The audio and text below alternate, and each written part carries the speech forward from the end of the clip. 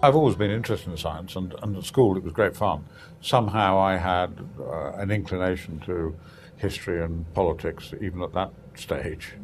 And I got swept along by an inspirational history mistress, in fact. But I regretted it. And so when I went up to Kiel, I did maths and physics in the first year. And although I didn't continue that afterwards, at least I did do it. Mm-hmm. And I kept an amateur interest.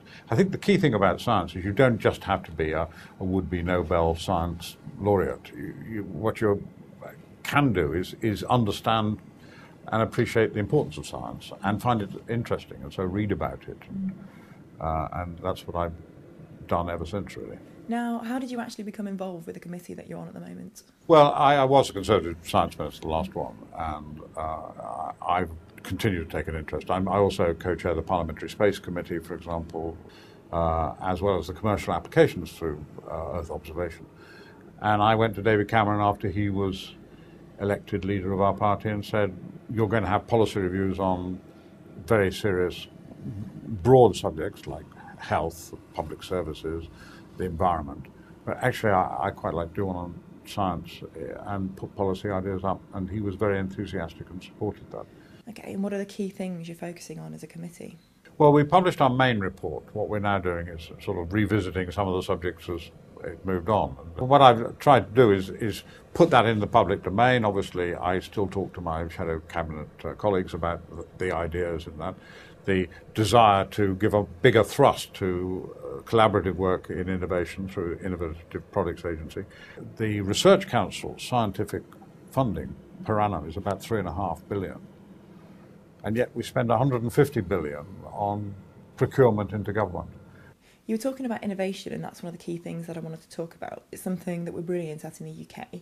In your view, what do you think we can do to sustain it and let it grow and keep it here in the UK? Well, I'm not sure we are brilliant at it. I think what we're brilliant at is science.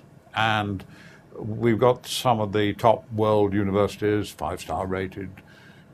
We punch above our weight in citations and publications and all of that. Fantastic.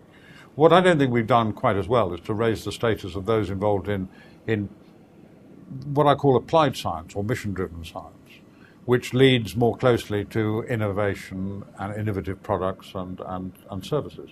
For example, one of the things that we're doing a lot of work in universities at the moment and in companies is wave power, but actually it's not commercially adapted yet. We need to stimulate that. There's a whole series of things that we might say, actually, if we could only get this to a commercial level, then it would be wonderful. We're not quite sure how to do it, so we'll stimulate some scientific research. We'll perhaps put a prize up for people who come up with a solution to a particular conundrum.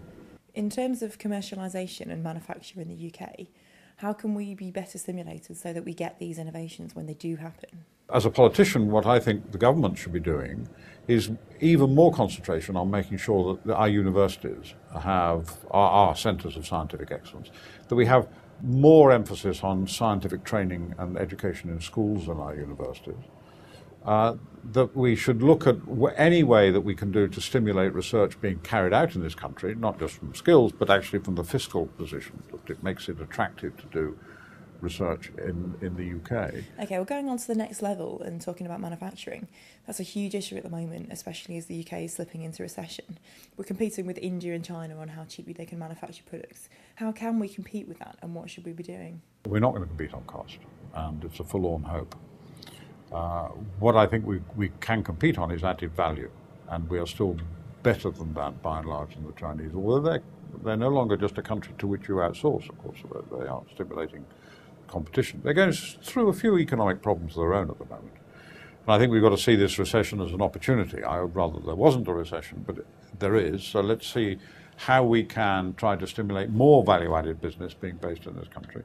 Rebalancing the economy. We may be losing some of the real drive from the innovative financial services that are based in this country simply because of the banking crisis. We need to see if we can have more science, more engineering, more technology, and look more closely at some of the things that are going to be challenging us in the future, and whether we can attract them into the UK. And how are we going to get teenagers and young people into science?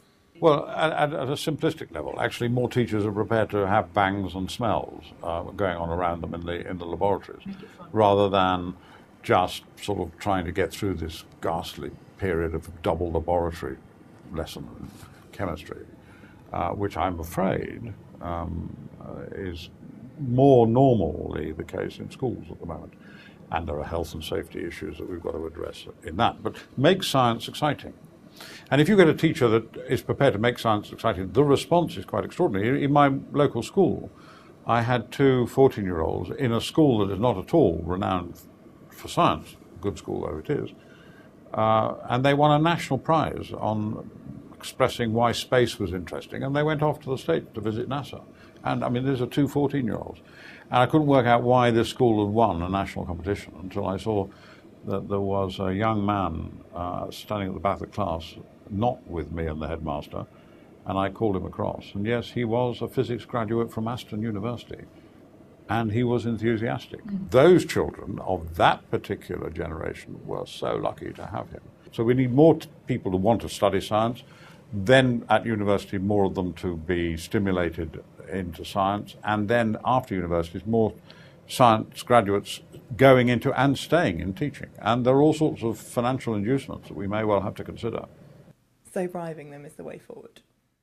I couldn't possibly use that word, but inducements. And finally, really, on the topic of lab shows and science shows, obviously we're at Science World today.